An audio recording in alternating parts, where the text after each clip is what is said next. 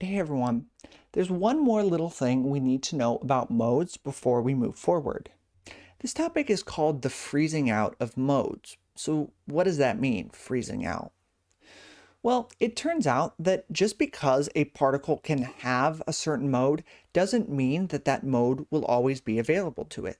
Now, this information only applies when we're talking about gases. For solids and liquids, the number of modes is always just six, three kinetic energy modes and three potential energy modes. But for gases, this is more complicated. By now, we've seen that gases can have three kinds of modes. Translational kinetic energy modes, which are associated with the movement of the particle from one place to another. Rotational kinetic energy modes, which are associated with the rotation of the particle.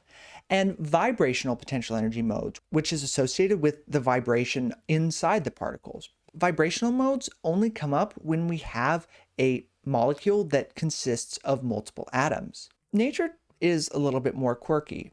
As I said, it turns out that just because a molecule has a particular mode doesn't mean that that mode is always available. Consider just a diatomic molecule. A diatomic molecule has three translational kinetic energy modes, two rotational kinetic energy modes, and two vibrational modes, one potential energy and one kinetic energy. But it turns out that this vibrational potential energy mode may not become available until the substance reaches a certain temperature. If we think back to our analogy of modes as being sort of a box, a frozen mode is a box that is closed and locked. No energy is allowed to go into the box until it opens up. This opening of the box happens at a particular temperature. We know that the amount of energy in each mode, in each box, depends on the temperature.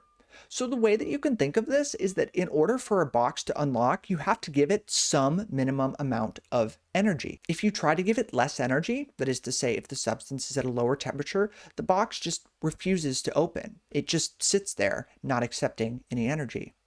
Once we get above that temperature, though, the box unlocks. In other words, as the temperature of a substance increases, it's possible that the number of modes the substance has will also increase. If the number of modes that the substance has is increasing, then we also know that the heat capacity of this substance is increasing as its temperature goes up.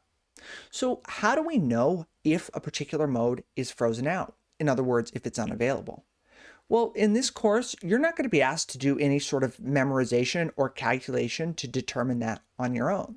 If you're given a problem that involves modes that are frozen out, you will be told explicitly which modes are frozen out. For example, I could say that your gas contains triatomic molecules with vibrational modes frozen out. Now, an important thing to note about this still requires you to know how many vibrational modes the particle has. This requires you to go through and actually do the counting and split up the number of modes by their type. But if you know the total number of modes that a particle has and how many of those modes are in each type, it becomes really easy to just subtract some when those modes are frozen out. For example, a nonlinear triatomic molecule has 12 total modes, 3 translational kinetic energy modes, 3 rotational kinetic energy modes, and 6 vibrational modes, 3 vibrational potential energy modes, and 3 vibrational kinetic energy modes. If we said that the vibrational modes of this molecule were frozen out, we'd be saying that those 6 vibrational modes don't count. The other 6 are the only ones that are available. And so if you were doing a calculation in this case, the number of modes that you would want to plug into your equation would be 6. Again, it's not that the vibrational modes of this molecule are just gone forever. They're there, they're just not available yet, and they won't be available until we reach a certain temperature. You're not expected to know based on the temperature of the substance whether or not some of its modes are frozen out. We will tell you explicitly. But as I said, this means it's really important to be able to count the number of modes for a single particle of gas and to know how those modes are divided up into the various types. So I encourage you to practice this with a few different types of particles. And if you need a review, I'll put the link to the video I made about this in the description again. So we've sort of gotten to the end of the basics of the particle model of thermal energy. We've seen that particles in a substance have something called modes. Thermal energy is always split evenly between all the available modes for a substance. The more particles that a substance has, well, the more modes that it has, and the less energy is going into each of the modes. It's also possible for different substances to have different numbers of modes per particle. If two substances have the same number of particles but different number of modes, the total number of modes for the two substances will be different, and their heat capacities will be different. So where are we going next? Well, now we're going to start focusing on gases. We've seen how thermal energy works in the context of gases. We've learned how to count the number of modes for a gas given what we know about a single particle of that gas. Gases turn out to be really interesting in some important ways, and so for the next few DLs, we're going to focus on gases. Gases are able to do some things that solids and liquids aren't. For example, you've probably heard that a gas will always expand to fill the entire container that it finds itself in. Solids and liquids don't do that. Their volume can change a little bit if you add energy to them, but it's really small, not very significant. Gases, on the other hand, can change their volumes quite drastically when you add energy to them. We're going to see how all of this works soon. One of the tough things about thinking about individual particles is that any amount of substance that you're working with in the real world is probably going to have a whole lot of particles.